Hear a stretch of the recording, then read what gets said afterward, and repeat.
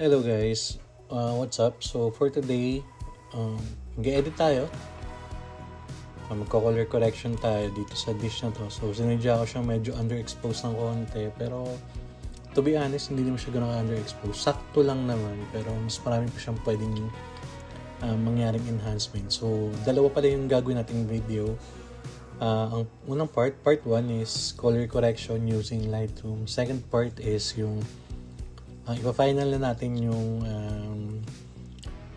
pag-edit dito sa dish na to. So may mga gagawin tayo sa Photoshop na hindi kaya gawin sa Lightroom. So yan, gawin na natin itong first part.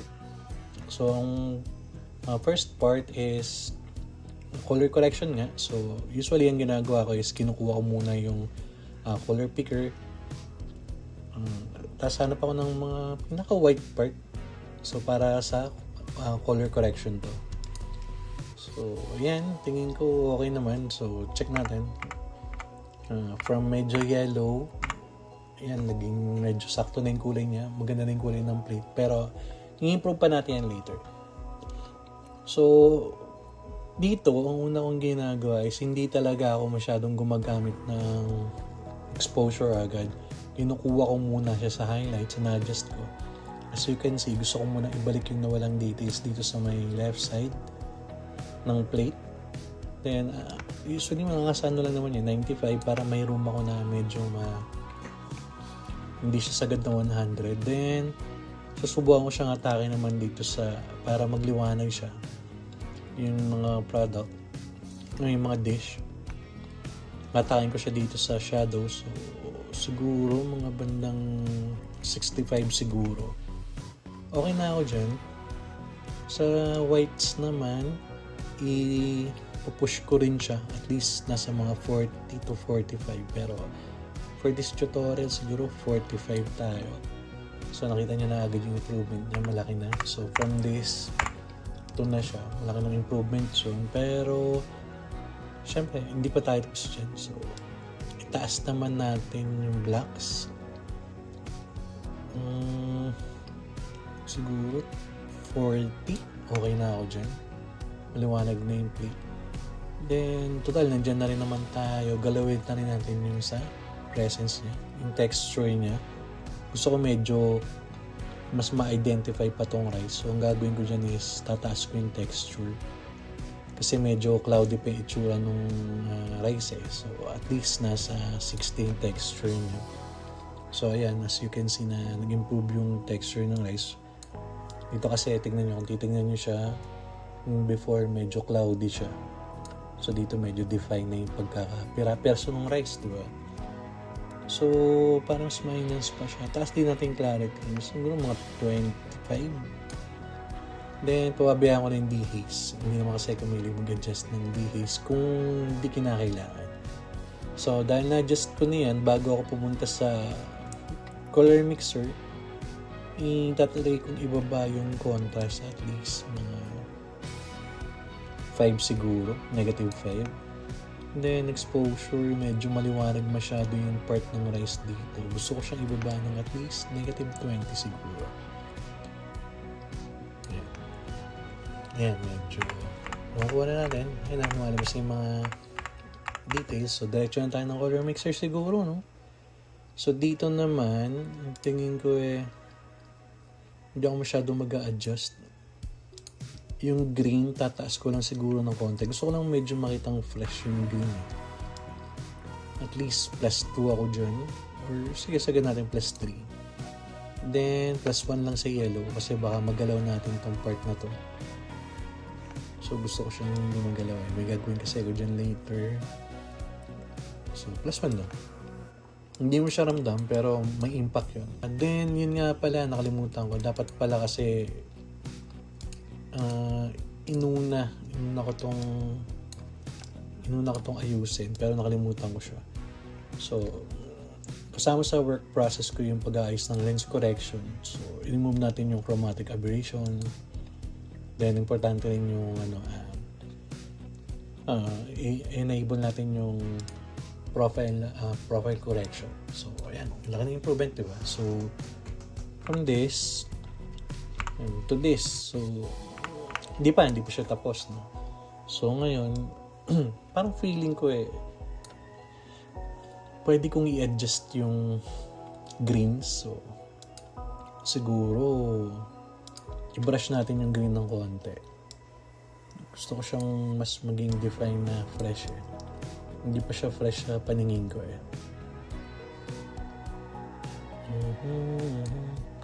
Brush natin. So nagmasking na pala ako dito. Okay. So ngayon, gusto ko siyang i-push na medyo fresh pa. So taas natin ng konting yellow. Push natin yung green ng konti in tint. So siguro plus 15 yan. Then taas natin yung highlights para mas mukha siyang fresh. At least 25. Shadows para itong mga madidilim na part dyan umangat ng konti. So angat din natin 25, pantay na rin natin siya.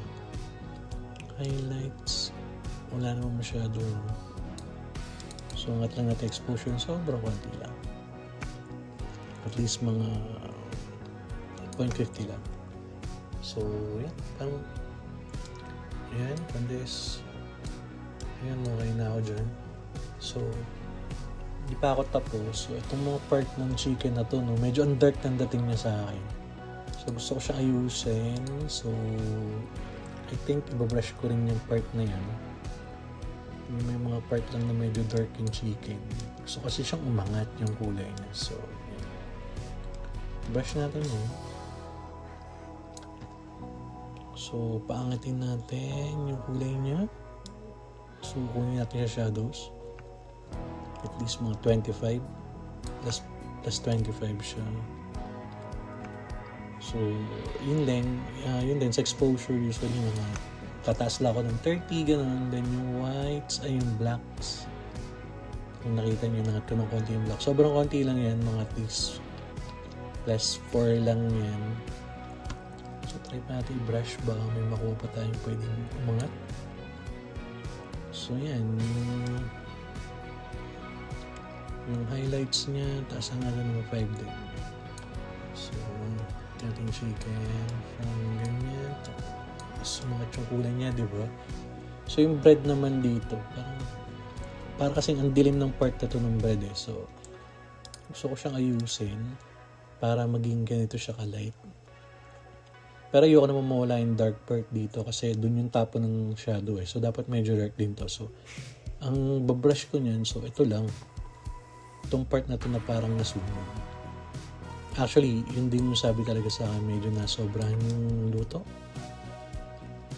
So yan, brush natin yan para umangat lang yung part na yan, para at least maging kapareho na itong part na to.